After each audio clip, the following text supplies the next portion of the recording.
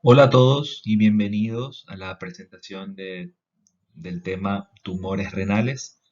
Esta es una clase asincrónica, tema pendiente que teníamos del módulo de nefro de nuestra cátedra de patología médica.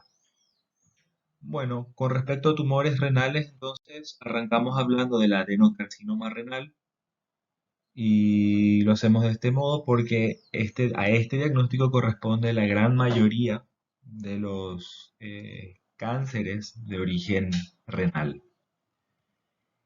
Eh, entonces, esta diapositiva que nos muestra un poquito de estadística, que vamos a complementar también con algunos datos que faltan. Por ejemplo, tener en cuenta que el cáncer renal, según nuestro material de referencia, nuestro texto, que es el Harrison, menciona que o sea, corresponde al 2 o 3% de todos los cánceres a nivel general. Y de entre los cánceres de origen urológico, ocupa el tercer lugar después de los cánceres de próstata y de vejiga. Pero dentro de los cánceres de origen renal, este cáncer, este adenocarcinoma o carcinoma de células renales, como también se le conoce, el más frecuente. Como dice la diapositiva, corresponde al 90% de los tumores malignos del riñón. ¿Sí? Entonces, también tener en cuenta, como se ve ahí, la diferencia entre los géneros, siendo aproximadamente el doble, 2 veces más frecuente en hombres que mujeres.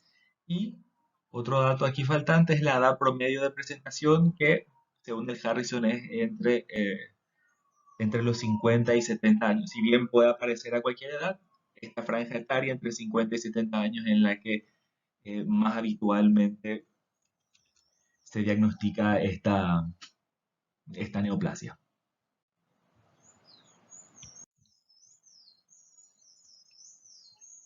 Siguiendo un poco con lo que es la eh, presentación clínica, aunque en realidad antes de seguir, antes de entrarnos más en lo que es la presentación clínica y a propósito de aquí del primer dato que dice de hallazgo casual por ecografía, me gustaría hacer un par de acotaciones, uno con respecto a los hallazgos incidentales y lo otro con respecto a los factores de riesgo antes de seguir adelante. Con respecto a factores de riesgo, si bien no está muy bien establecido, hay hipótesis.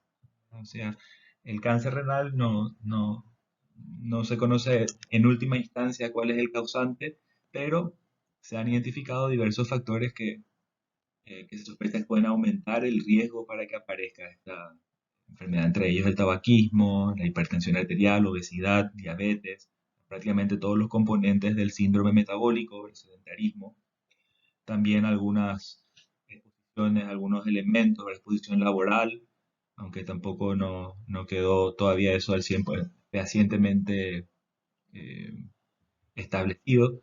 Eh, pero sí, con respecto al tabaquismo hay muchas publicaciones que sostienen, o sea, que proponen que al comparar con no fumadores, los tabaquistas tienen un riesgo aumentado, probablemente el doble, más en varones que en mujeres, de nuevo, también asociado a tabaquismo, lo mismo con obesidad. El sobrepeso y la obesidad se asocian con también aumento de riesgo para los cánceres renales. Incluso se estima que en el 40% aproximadamente de los casos hay sobrepeso u obesidad. Lo mismo con la hipertensión arterial y los otros componentes del síndrome metabólico, la diabetes. También algo por mencionar es que algunos autores mencionan como también un factor de riesgo haber tenido una patología renal previa, pacientes con insuficiencia renal que estuvieron sometidos a- a diálisis o pacientes con enfermedades poliquísticas. En teoría también tendrían un mayor riesgo, ¿verdad? Una mayor incidencia de, de cáncer de riñón, así como también otros eh, factores hormonales como mayor incidencia en mujeres eh, que nunca tuvieron hijos en relación con las que sí tuvieron, etcétera, pero que son menos, que están menos estudiados.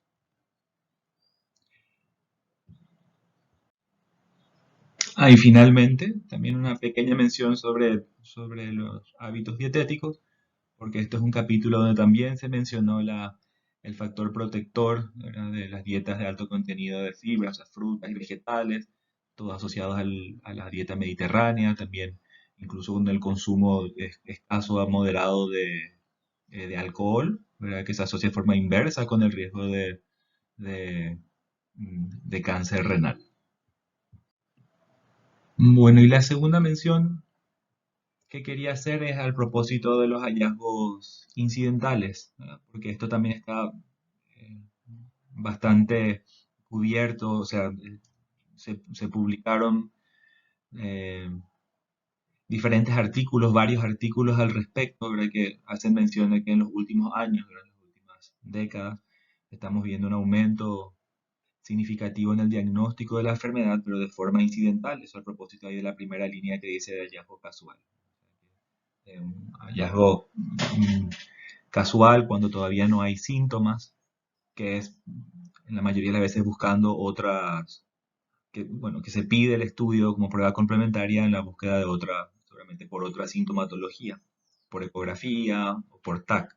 Entonces los tumores que así se diagnostican tienden a ser más pequeños, de menor grado, ¿verdad? O sea, que se encuentra, ¿verdad? Se halla, se pilla, como decimos vulgarmente, en un estadio más temprano, lo cual repercute de forma favorable en cuanto al pronóstico, ¿verdad? El poder detectar de forma más precoz en comparación con los tumores, digamos, sintomáticos.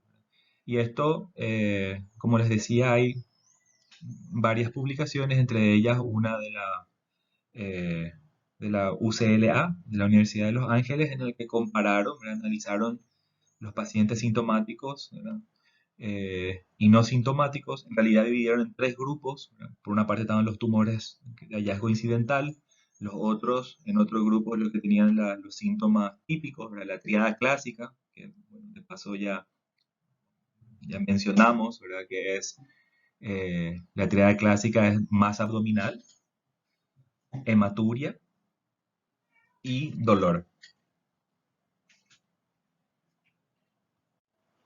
Y un tercer grupo donde incluyeron a pacientes que más allá de los síntomas típicos de la triada clásica, presentaban síntomas constitucionales, más característicos de los cánceres en general, como pérdida de peso, algunos vegetativos, sudoración nocturna, por ejemplo, la fiebre, astenia, anorexia, etcétera. Y eh, se encontró que la sobrevida media, ¿verdad?, en los pacientes con los tumores incidentales era más del doble, ¿verdad?, que los que tenían la triada clásica. Y en tercer lugar parecía el grupo de los que tenían síntomas constitucionales. O sea, la sobrevida eh, fue mucho mayor en aquellos pacientes en el que se detectó el cáncer eh, en un estadio asintomático. Bueno, habiendo hecho entonces ese par de acotaciones, con respecto a la clínica, ya mencionamos la triada clásica, de nuevo, hematuria, masa abdominal y dolor. La diapositiva también hace alusión a un apodo que se le pone al cáncer renal, que es el gran simulador o tumor del internista, eh, que es sencillamente por su, digamos, el abanico amplio de síntomas que puede dar, ¿verdad? Su multitud de manifestaciones que puede, ¿verdad?, que puede simular diferentes cosas, por eso se le dio ese nombre. Pero tener en cuenta que por ejemplo, la triada clásica no siempre está presente, ¿verdad? De hecho, según algunos estudios, la mayoría de las veces la triada clásica está ausente. Entonces, la presentación clínica puede ser muy variable dependiendo de la extensión del tumor, la extensión local, también la extensión a distancia y otros posibles efectos ocasionados por por las sustancias liberadas por el proceso neoplásico. Y eso pensando en las sustancias liberadas, ¿verdad? Las proteínas biológicamente activas, pensando en los síndromes paraneoplásicos, ¿verdad? Acá en el adenocarcinoma renal hay uno en particular, un síndrome paraneoplásico que se llama de Stauffer, eh, que es justamente en asociación a diversos cánceres, pero sobre todo al adenocarcinoma renal cuando hay un fallo hepático, o sea, cuando hay una disfunción hepática que no es por infiltración metastásica, ¿verdad? Sino que es un fallo, una alteración de las transaminasas y sobre todo de la fosfatasa alcalina como consecuencia del adenocarcinoma renal. Entonces, eso es el síndrome de Stauffer, que es considerado un síndrome eh, paraneoplásico. ¿Sí? Pero aparte de eso, decíamos entonces que dependiendo del crecimiento tumoral, ¿verdad? Puede dar sus manifestaciones, la hematuria, que sí suele estar como vemos en la diapositiva en más de la mitad de los casos, pero dependiendo entonces del tamaño del tumor, también puede haber dolor en flanco, la masa abdominal, puede haber a lo mejor hematoma a nivel perirrenal. Si hay obstrucción de la vena cava inferior, también podríamos encontrar edema en los miembros inferiores, eh, varicocele, por ejemplo, y por supuesto también otros posibles signos y síntomas si es que hay o no metástasis, ¿verdad? Dolor óseo, si hay ya infiltración pulmonar puede haber tos persistente, las adenopatías cervicales y, por supuesto, lo que mencionábamos que constituyen lo que es el síndrome constitucional, ¿verdad? La pérdida de peso, sudoración nocturna, fiebre, etcétera.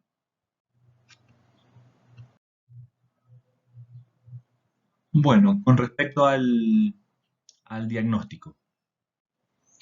Aquí, antes de entrar en lo que son las pruebas complementarias, o sea, ayudas para el diagnóstico, mm, no dejar de mencionar, siempre recordar la importancia de, aparte de una buena anamnesis, que siempre insistimos, lo que es la exploración física. También era muy importante siempre explorar al paciente, verificar el estado general, identificar cualquier signo o síntoma como justamente como las masas o bultos abdominales que forman parte de la triada clásica, aunque decíamos que no siempre está presente o es difícil en muchos casos de detectar, pero siempre ir a buscar las masas, bultos, cualquier otro signo inusual. También como parte del interrogatorio, siempre los hábitos, antecedentes de otras enfermedades, tratamientos, etcétera. Y antes también de hablar dentro de las pruebas complementarias, lo que se menciona aquí en la diapositiva, que son los métodos de imagen en particular, como ecografía, TAC y la resonancia, no olvidar también la analítica de sangre, que también podría dar em, alguna información, por ejemplo, anemia, lo que mencionábamos hace un rato como síndrome de Stauffer, justamente la alteración de los parámetros de función hepática, eh, aumento de la fosfatasa alcalina, habíamos mencionado, también puede haber aumento del calcio, que podría ser eh, señal de que la enfermedad está avanzada. También las pruebas de función renal, la urea y creatinina es importante, puesto que muchas veces ya hay, aparte de digamos que de la neoplasia, ¿verdad? Del proceso expansivo, eh, eh, suele haber también ya alteración del filtrado. Y bueno, y entrando ya en lo que son las pruebas de imágenes que se ilustran en esta diapositiva, tenemos la ecografía.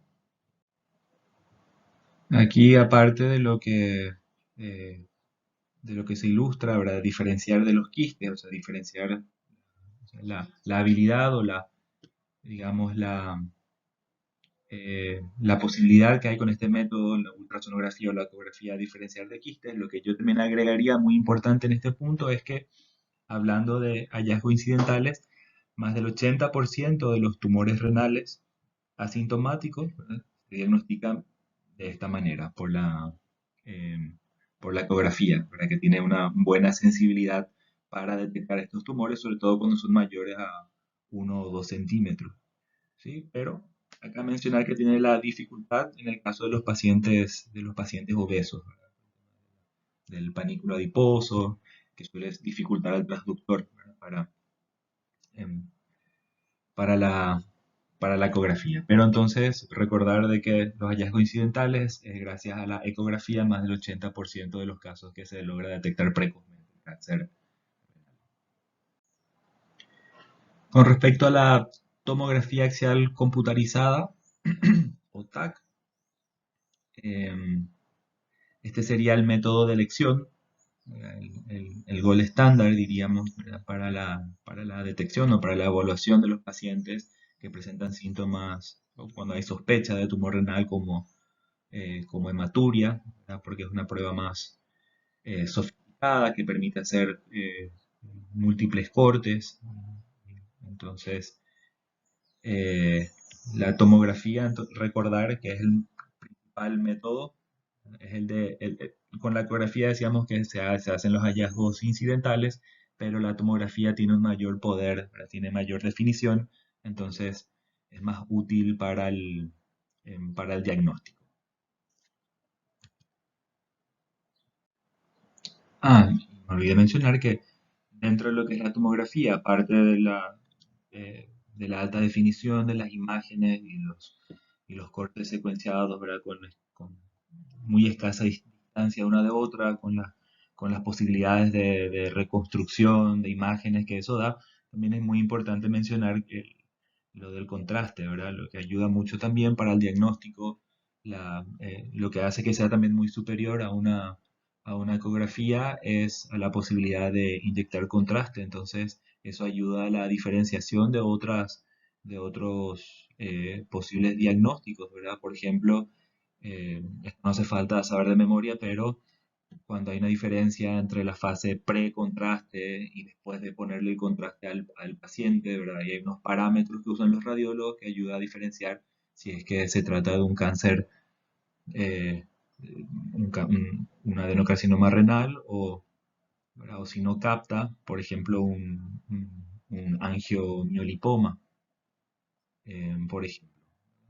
Y bueno, y que tienen sus métodos, ¿verdad? Sus categorías para determinar la malignidad de la lesión, basado en las características de la pared del tumor, la- si es que hay tabiques o no, el grosor, la cantidad, si es que hay calcificaciones dentro de las lesiones, etcétera. Por todo eso hace que la TAC sea entonces el método de imagen ideal para el diagnóstico, para la estadificación, sobre todo. El diagnóstico final siempre se hace eh, con el material, ¿verdad? Biológico, o sea, con la anatomía patológica. Y bueno, y también por último mencionar la resonancia. En algunos casos seleccionados, como dice acá, es una alternativa aceptable a la tomografía, ¿verdad? Los resultados se consideran que son también comparables a los del ATAC y eh, en algunos casos, ¿verdad? Ofrece incluso algunas ventajas para en algunos casos seleccionados. Bueno, siguiendo tenemos lo que es la clasificación del adenocarcinoma renal, en el que la literatura internacional se basa mucho en el método TNM, que es de tumor, N que viene de nódulos linfáticos y metástasis. Entonces se hace un estadiaje dependiendo de los valores en cada uno de estos subapartados. Dentro de lo que es la T de tumor, tenemos están limitados solamente al parénquima y ahí el número convencional, el divisor, el punto de corte sería 7 centímetros. Entonces, si el tumor tiene menos de 7 centímetros, es T1, más de 7 centímetros, T2. Y aquí recordar que siempre en T1 y T2 estamos limitados al riñón. Cuando ya va avanzando y en el T3, por ejemplo, el tumor ya se extiende a estructuras continuas. Si se extiende a venas, si invade las glándulas suprarrenales, los tejidos perirenales, pero ahí lo importante es recordar que no va más allá de lo que es la fascia de Gerota. ¿Sí? Entonces lo que limita al T3 es la fascia de Gerota. Cuando ya sobrepasa esta fascia, entonces afecta a otros órganos vecinos, entonces hablamos de T4. Siguiendo con la N, entonces N0, cuando no hay evidencia de afectación ganglionar. También hay una clasificación NX, ¿verdad? Por mencionar que es cuando el material es insuficiente, ¿verdad? Digamos, la muestra, cuando no se puede, digamos, evaluar ganglios linfáticos, entonces se pone NX, N0 cuando hay ausencia, N1 cuando hay un ganglio afectado, N2 cuando es más de un ganglio afectado. Tenemos M, que es de metástasis a distancia, ¿verdad? Metástasis a secas cuando no hay, entonces M0 y M1 cuando ya hay metástasis. Bueno, y antes de seguir adelante, volviendo atrás, ¿no? Aquí haciendo la presentación grabada, parece que no me deja retroceder, pero un comentario final sobre el TNM, recordar que no solo esto es importante para el tratamiento, sino también para el pronóstico, ¿no? Porque según el estadio, por ejemplo, el T1, ¿verdad? Se asocia a una sobrevida del 80%, o más, ¿verdad? 80 a 100%, ¿verdad? De sobrevida a los 5 años. Entre el T2 y T3 aproximadamente 60%, mientras que en el T4 ya disminuye, ¿verdad? Disminuye a 20% aproximadamente de sobrevida a los 5 años. Bueno, también está la clasificación histológica del cáncer renal, los diferentes subtipos, el adenocarcinoma típico, el carcinoma papilar, ¿verdad? Esta lista menciona algunas, carcinoma cromófago, perdón, el de conductos colectores, carcinoma medular, ¿verdad? Con algunos comentarios sobre su agresividad o la etnia en la que es más frecuente este tipo de hallazgos, este subtipo de adenocarcinoma renal, el carcinoma sarcomatoide, eh, pero también hay otros, ¿verdad? El mucinoso, el de células renales de túbulo quístico, etcétera, etcétera.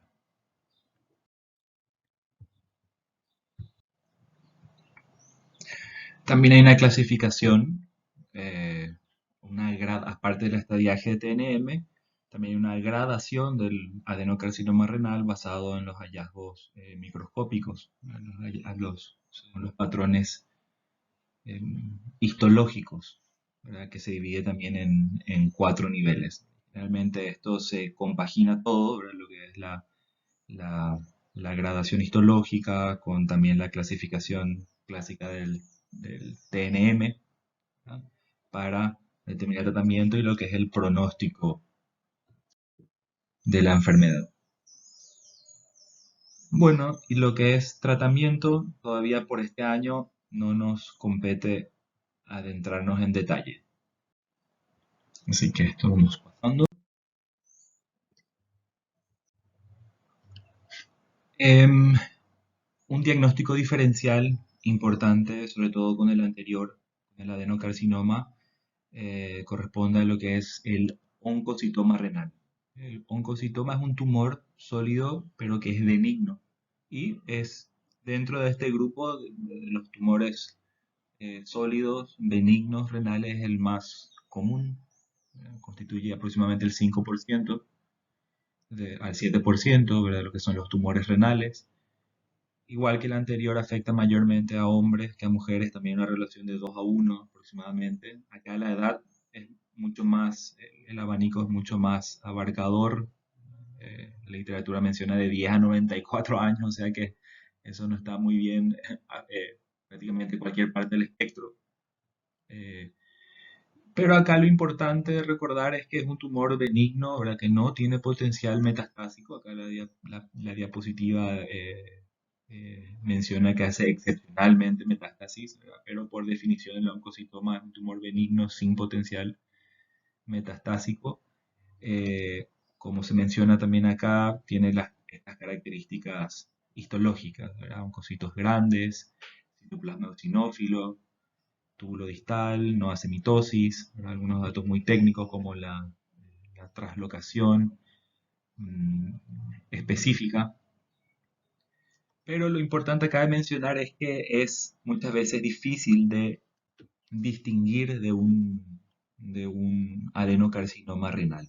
El estudio tanto de imágenes suele ser incapaz de distinguirlo, ¿verdad? Incluso con la tomografía, a veces son muy similares, aunque hay algunos criterios, ¿verdad? Para el diagnóstico del oncocitoma, ¿verdad? Acá también la resonancia nos suele dar muchas ventajas por encima de la tomografía para tratar de distinguirlo, ¿verdad? Aunque también hay otros criterios de resonancia magnética que usan los radiólogos, ¿verdad? Para tratar de diferenciar si es que un oncocitoma, ¿verdad? Si tiene ciertos anillos lúcidos, patrones capilares, apariencia de radios de rueda, etcétera, así, digamos, criterios técnicos, pero lo cierto es que no suele haber diferencias muy significativas, incluso clínicamente, ¿verdad? También puede dar sensación de masa, de dolor, etcétera. Por supuesto, ahora sin mencionar los síndromes constitucional, ¿verdad? Que no debería dar el oncocitoma al ser un tumor benigno, pero aparte de eso, entonces pueden ser muy similares.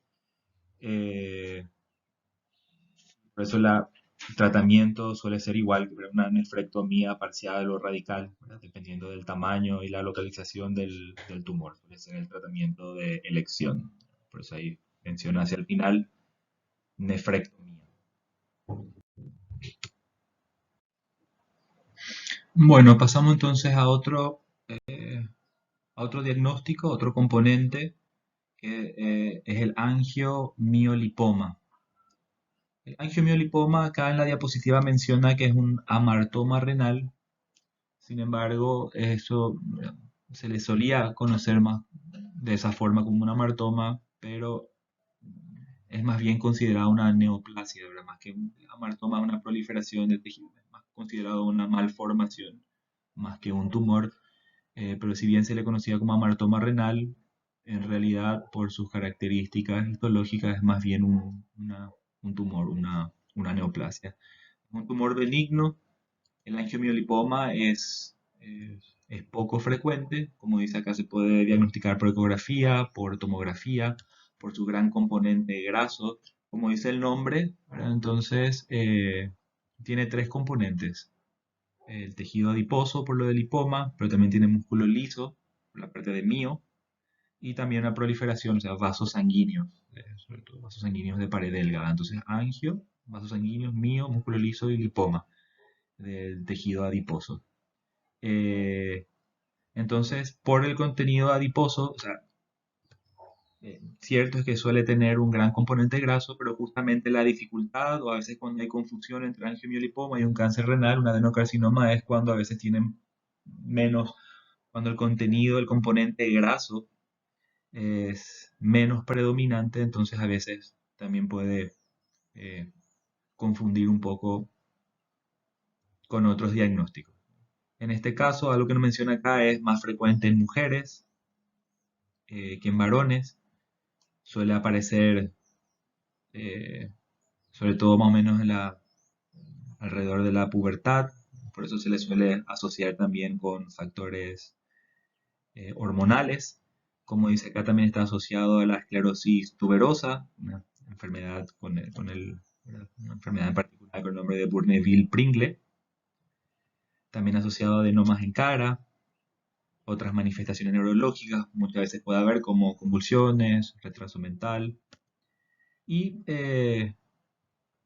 también mencionar acá que la principal complicación del angiomiolipoma es el sangrado, ¿verdad? Porque a veces quieren hacer hemorragias a nivel retroperitoneal, que eso en algunos casos puede llegar a ser bastante grave por la pérdida de sangre, que puede llegar a comprometer y toda la vida del paciente. Hay un síndrome, luego que se llama síndrome de Wunderlich, que es la hemorragia retroperitoneal masiva a causa eh, de este tumor. Creo que esos serían los datos más relevantes con respecto a este diagnóstico. Pasamos al tumor de Wilms. El tumor de Wilms, entonces, es una neoplasia. Ahí figura un dato, ¿verdad? Una estadística de una fuente, 0,8 por 100.000 habitantes año. O sea que eh, es un tumor relativamente raro. Sin embargo, de entre los niños es el tumor más frecuente del tracto urinario, ¿sí? Siendo el 5% aproximadamente de todos los tumores infantiles, que habitualmente es esporádico. Que hay algunos estudios donde se le implicó también a las alteraciones genéticas en la etiología, en la patogenia, ¿verdad? Pero la herencia familiar entonces es responsable de poco, 1 a 2% de los casos, ¿no? Por eso menciono acá que es eh, habitualmente esporádico. Entonces, es un cáncer embrionario, ¿no? Que afecta sobre todo a los niños menores de 5 años, ¿verdad? Pero en ocasiones también puede afectar a niños mayores y raras veces a adultos. Pensar entonces sobre todo en tumor renal más frecuente en la infancia. Lo que también podríamos agregar sobre el tumor de Wilms para cerrar un poquito el concepto es con respecto a signos y síntomas, lo más frecuente es la masa abdominal palpable, ¿verdad? En el bebé, que suele ser indoloro. A veces sí puede causar dolor, puede haber más raras veces otros hallazgos, ¿verdad? Pero menos usuales, como también fiebre, náuseas, vómitos, hematuria, ¿verdad? La hematuria que puede ser micro o macro, y otros, ¿verdad? Hipertensión, etcétera. El diagnóstico del tumor de Wilms también es aparte de la sospecha clínica, por la masa palpable, es por imágenes, ya sea por ecografía, tomografía o resonancia. Y el pronóstico del tumor de Wilms es muy bueno, ¿verdad? Depende también, ¿verdad?, de la histología, del estadio en el momento del diagnóstico, la edad del paciente, ¿verdad? Si es que es un paciente de mayor edad, se suele asociar con peor pronóstico, pero por lo general en niños tiene un muy buen pronóstico, ¿verdad? Tiene un pronóstico excelente con una alta tasa de curación, sobre todo, por supuesto, en los estadios más bajos, ¿verdad? Cuando está eh, localizado en el riñón, ¿sí? Eh, pero también algunos niños, incluso con enfermedad más avanzada, suelen evolucionar bastante bien. La tasa de curación ya de nuevo, dependiendo del tipo histológico, pero incluso cuando la histología es desfavorable, la literatura menciona que la curación suele ser alrededor del 60%, y cuando es favorable, entonces 90% o más.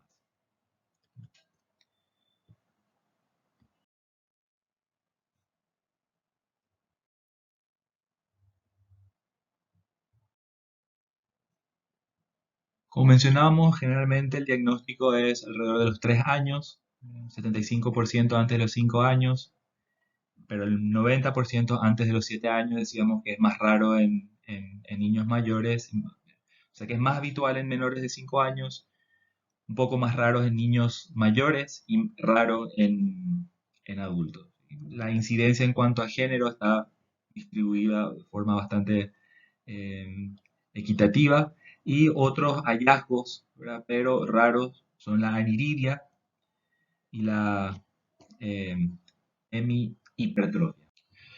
Eso en el contexto, ¿verdad?, de la posible asociación del tumor de Wilms eh, a otros defectos congénitos, defectos genéticos. Entonces, recuerda, la aniridia sería la falta del iris en el ojo, y la hemihipertrofia, que es cuando la mitad del cuerpo está hiperdesarrollado, ¿verdad? Que puede afectar a un solo componente, por ejemplo, una pierna que es mucho más grande que la otra, o puede ser múltiple, ¿verdad? Como pierna y brazo y la cara o la lengua, que una mitad está mucho más hipertrofiada que el lado contralateral. Otra asociación, bueno, no asociaciones, ¿verdad? El diagnóstico por masa abdominal palpable en el 75% de los casos. Decíamos que menos frecuentemente dolor abdominal, hematuria, hipertensión, fiebre, y ya habíamos mencionado también el método diagnóstico imagenológico por ecografía TAC, y incluiríamos también acá como posibilidad la resonancia magnética. Y por último, mencionar la clasificación o el estadiaje según la NWTS del tumor de Wilms, donde tenemos en primer lugar, o sea, en estadio 1, cuando el tumor está limitado a un riñón, totalmente contenido dentro de ese riñón, y por consiguiente puede extirparse por completo de cirugía. En el estadio 2 ya se propaga a los tejidos contiguos o las estructuras que están más allá del riñón, ¿verdad? Como la grasa, los vasos sanguíneos cercanos, pero donde todavía sigue siendo posible la exéresis, la extirpación completa quirúrgicamente. En el estadio 3 ya se propaga más allá de lo que es solamente el área del riñón, a los ganglios linfáticos, otras estructuras intraabdominales, puede eh, diseminarse, a veces incluso durante la cirugía, o sea, puede ser que no sea posible extirparse completamente en el acto quirúrgico. Dice que a veces hay márgenes que están comprometidos o que ya no se pueden resecar, mientras que el estadio 4 corresponde a cuando el cáncer ya se propaga fuera no solo del riñón y de las estructuras aledañas, contiguas, sino que ya estructuras lejanas, ¿verdad? Como pulmón, hígado, hueso, cerebro, etcétera. Y el estadio 5, que es cuando las células cancerosas no están, o sea, no se circunscriben a un riñón, sino que es bilateral. Bueno, hasta acá llegamos entonces con la clase de tumores renales. Eh, Gracias por su atención, y para cualquier duda o comentario o información adicional, cualquier corrección, como esto es una clase asincrónica, entonces estamos disponibles a través a través de las vías habituales en la facultad, ¿verdad? Ya sea a través de nuestros correos institucionales, de los instructores, o si quieren también sin ningún problema por WhatsApp a través del delegado del, del curso. Nuevamente, gracias por su atención, y nos estamos viendo, al menos virtualmente, en las clases sincrónicas. Éxitos y hasta la próxima.